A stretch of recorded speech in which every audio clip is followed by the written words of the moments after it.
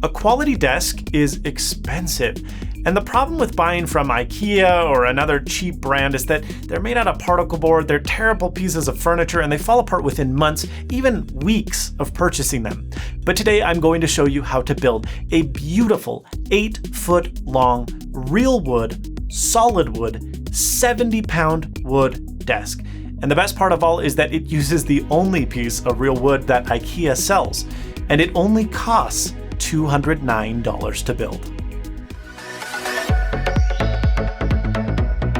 All right, let's talk parts. First of all, you're going to need the Hamarp countertop. Now, unlike the other cheap particle board countertops and desks that IKEA sells, Hamarp is the only solid wood countertop available at IKEA. Now, it comes in two colors, or two woods, I should say, oak and birch. I went with birch. You'll also need 4 or 5 nickel-plated sejun legs from IKEA. Now, once you've got your stuff from IKEA, you're going to need 220 grit fine sandpaper and an orbital sander, or a lot of patience and pretty strong muscles. You're also going to need a can of Danish oil in natural finish because we don't want to stain the wood. It's beautiful the way it is. And you'll also want a couple hours available on your weekend. So the countertop is so cheap because it comes unfinished.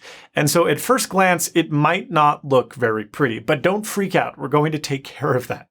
First of all, you'll need to get your orbital sander very gently. That means do not apply a lot of pressure. Very gently go in straight lines up and down across the desk. We're not trying to sand anything off. We just want to smooth it out so that we can prepare it for finishing. Just make sure there's no rough spots or bumps or anything of the like. Once you've sanded the top and the sides, you probably don't need to sand the bottom, seeing as though no one will be looking at it. It's time to finish the wood. Now, coming from IKEA, the wood's a little dull. It doesn't look very pretty. But as you can see here on my desk, it looks beautiful. You can see the grain. It just looks fantastic. And that's accomplished by finishing it with an oil. Now, most woodworkers would say use linseed oil. You get a better result, and there's merit to that. But I recommend you use Danish oil if you're a beginner. That's what I did. It's a lot more forgiving. It dries a lot faster, like 2 to 3 days versus 2 to 3 weeks. You only have to wait about 30 minutes in between coats. And then maybe the most important part is that the Danish oil has a varnish mixture in it. So it actually adds a protective coating to the wood itself. So it's a lot less vulnerable to spills and scratches than just a plain linseed oil.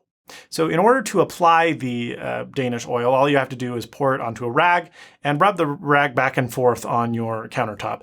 Don't be nervous in making sure that the countertop gets thoroughly soaked in. You'll want the wood to suck up as much of the oil as it can. It will suck up a lot. And it will take 2 to 3 days.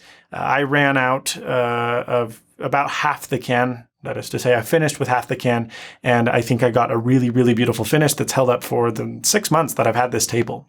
Now that the wood is sanded and finished, all there is left to do is make it into a desk by adding the 4 legs. Add each one of the legs into each corner and screw them down using the included Phillips screws. It's very, very easy. I did use a 5th leg in the middle back of the table to add additional stability. And it is a little bit more stable, but in retrospect, you would be totally fine with 4 legs. The wood is so rigid that it's a really pretty secure table, even with several 100 pounds of weight. I've sat on mine, no problem at all. And that's pretty much all there is to it. At the bottom, I have IKEA Signums, which is a great way to cable manage your desk to get all that clutter out of the way. I did a video on cable management that you should definitely check out for your new desk. But other than that, thank you so much for watching. If you appreciated this video and you thought it was helpful, I'd appreciate a like. If you didn't think this video was very good and it was really crappy and you hated it and you hate me, then the dislike button will do as well.